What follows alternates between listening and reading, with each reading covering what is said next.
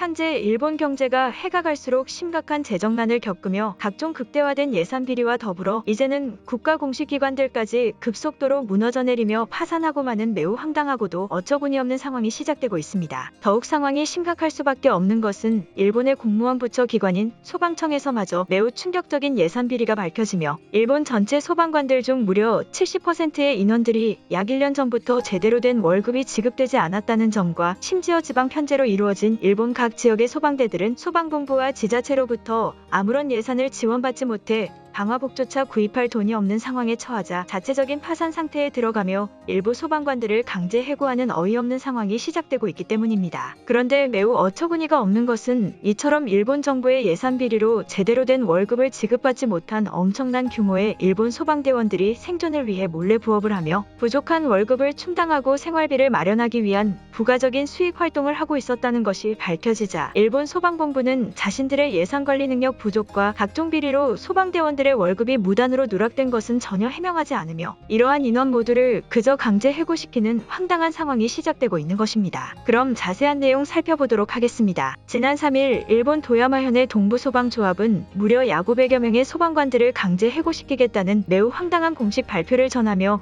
많은 일본인들을 충격에 빠뜨렸습니다. 그런데 더욱 황당한 사실은 이러한 강제 해고를 당한 수백 명의 소방관 인원들이 소방 업무를 제외한 추가적인 경제활동에 부업을 하고 있었다는 것이 주요 해고 이유로 밝혀지자 많은 파문이 일고 있는 것인데요. 동부소방조합의 소방본부 관계자에 따르면 도야마현의 일부 지방 소방대원 약 500여 명이 소방 업무를 제외한 추가적인 경제활동을 하고 있었다는 것이 감사팀에 의해 밝혀져 이들 모두에게 강제해고 지시와 징계위원회의 단계를 지시한 상황이다. 대부분의 소방대원들은 단순 아르바이트인 패스트푸드점과 트럭 배송 등을 겸업하고 있었으며 일부 소방대원들은 금융사채와 관련된 불법 아르바이트를 소방 업무와 함께하고 있었다. 대부분의 인원들이 약 1년 전부터 아르바이트를 시작하고 있었던 것으로 파악되었으며 지금까지 얻은 소방 소득액과 더불어 추가적인 부업의 금액 또한 소방본부에서 직접 환수 조치를 취할 것이다. 현 시간부로 정확히 밝혀진 500명의 겸업 문제 소방대원들은 즉각 해고 조치에 들어갈 것이며 도야마현을 비롯 대부분의 소방조합에서는 모든 대원들의 소득액 조사가 실시될 것이다. 아직 밝히지 않은 겸업 종사자가 있다면 지금이라도 자수하길 바란다라며 약 500여 명의 소방대원들을 일시에 강제 해고 조치하겠다는 상당히 충격적인 입장문을 발표한 것입니다. 물론 소방공무원으로서 겸업을 하지 말아야 되는 것은 법에 의해 규정된 정확한 잘못이 맞지만 이 사건에는 상상하지도 못한 더욱 충격적이고도 일본스러운 소방조합원과 일본 정부의 비리가 숨겨져 있었는데요. 강제해고 조치당한 도야마현의 소방대원들은 자신들이 부업을 할 수밖에 없었던 것은 무려 2년 전부터 아무런 부가적인 설명 없이 기존 급여의 약 50%가 삭감된 채로 지급되었다는 점과 심지어 일부 대원들은 무려 2년여의 시간 동안 아무런 월급과 수당을 지급받지 못해 마치 봉사활동을 한 것과 다름없다는 사실이 추가적으로 폭로되고 만 것입니다. 또한 더욱 심각한 것은 실질적인 소방대원들의 급여 미지급과 더불어 지방소방대로 지급되어야 할 공식적인 정부 예산조차 제대로 편성되지 않아 화재 현장에서는 매우 필수적인 방화복조차 구매할 돈이 없었다는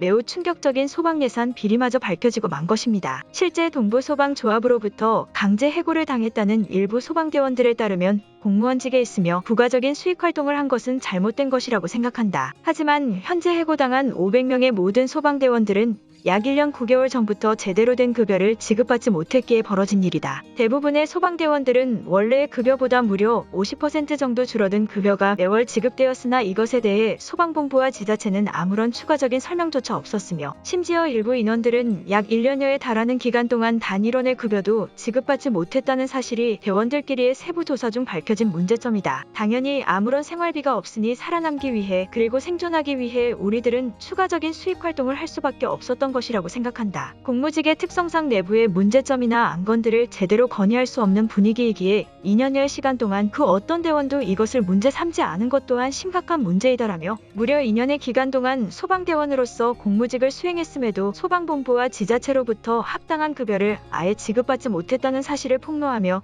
자신들은 억울하다는 울분을 터뜨렸습니다. 그런데 이러한 일본 소방본부의 급여 누적과 예산 비리 문제는 단순 소방대원들에서만 그치지 않고 각 지역 소방대에서마저 이미 오래전부터 문제를 발생시키고 있었으며 심지어 일부 지방소방대들은 한국소방청 소속으로 속해 한국에서 근무하거나 한국 정부의 경제적 지원을 받고 싶다는 상당히 노골적인 발언마저 쏟아지고 있는 상황인데요. 실제 일본 나가노현의 지방소방대에서는 지자체로부터 아무런 예산 지원을 받지 못해 소방차의 출동 운행이 불가능한 문제와 더불어 심지어 소방대원들이 화재 현장에서 입을 방화복을 구매할 예산조차 없어 화재 현장으로 대원들이 출동 자체가 불가능해지는 상황에 처하자 잠깐이라도 한국의 경제적 도움을 받고 싶다는 발언까지 전했습니다. 나가노현의 시오지리시 지방소방대에 따르면 약 1년 전부터 해당 지역 지자체의 소방예산 지원이 완전히 끊겨버렸으며 이로 인해 대원들이 화재 현장에서 입을 방화복을 추가로 구매하지 못해 무려 10년이 넘도록 동일한 방화복을 계속 사용 중이라는 발표를 전하며 현재 지방소방대들의 경제적 상황이 매우 심각하다는 발언을 전했습니다. 그러면서 해당 지방소방대는 공무의 역할을 진행하는 소방대임에도 불구하고 소방본부와 해당 지역 지자체들이 아무런 지원금과 예산 추가 수당들을 편성해주지 않아 약 1년 전부터 아무런 예산이 지급되지 않고 있었다는 충격적인 상황을 폭로했습니다. 또한 이러한 경제적 어려움이 유지되다 보니 해당 지방 소방대원들은 추가적인 겸업을 통해 거기서 벌어들인 급여를 가지고 지방소방대의 유지 보수에 사용하고 있다는 매우 충격적인 발언을 대대적으로 추가 폭로하고 만 것입니다. 또한 시오지리시 소방사령을 맡고 있는 츠치야 사령은 지자체와 소방본부에 왜 예산을 주지 않냐며 항의를 해봤지만 그들은 이번 연도 예산이 일부 대도시 지역에 전부 소모되어 시간이 필요하다는 말만 반복했다. 현재의 위기 상황을 잠깐이라도 모면하기 위해 일부 시민들에게 기부금을 받거나 재해 공동작업을 같이 진행한 경험이 있는 한국소방청에게 문제점을 토로하고 경제적 지원이라도 받고 싶은 심정이다. 방화복 구매조차 불가능한 매우 열악한 상황에 말 그대로 파산하기 직전이다라며 직접적인 한국의 경제적 지원이라도 받고 싶다는 울분 섞인 발언을 전했습니다. 한마디로 국가기관 소속 공무처이며 시민들의 안전과 화재 진압을 위해 존재하는 소방대조차도 일본 정부와 소방본부의 공식적인 예산이 아예 끊겨버리는 어처구니없는 상황이 이어지다 보니 소방대원들끼리 돈을 벌어 직접 소방대를 유지 보수하는 이해할 수 없는 황당한 상황이 시작되고 있는 것인데요. 심지어 한 일본인은 급여조차 제대로 지급받지 못한 소방관들이 화재 현장에 투입되어 지금까지 화재가 제대로 진압되지 않거나 화재 현장을 도망간 것인가라며 처참한 일본의 경제 상황에 매우 당황한 듯한 반응을 보이고 있습니다. 결국 현재 일본에서는 끊임없이 문제시되고 있는 국가경제 추락 상황과 더불어 정부 인원들의 예산 비리 문제가 합쳐지며 이제는 국가 소속기관인 공무직 인원들조차 제대로 된 급여를 지급받지 못하는